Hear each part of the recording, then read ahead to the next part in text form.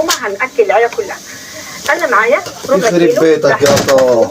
عملت فيها ايه؟ كله ده نام يا ابني وسايب التلفزيون شغال. انا جبت بصلتين. استغفر الله العظيم يا رب، استغفر الله العظيم يا رب. الواد من قرآن الفجر لحد القرآن بتاع المغرب قرب هو نايم.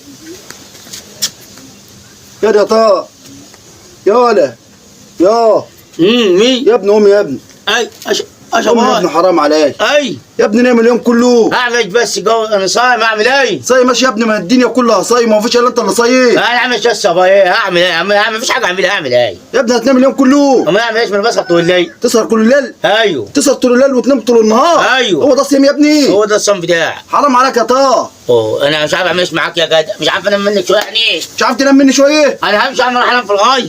تنام في الغاية؟ مش عارف انام منك خالص، خبرات. لا حول ولا قوة إلا بالله العلي العظيم. الولد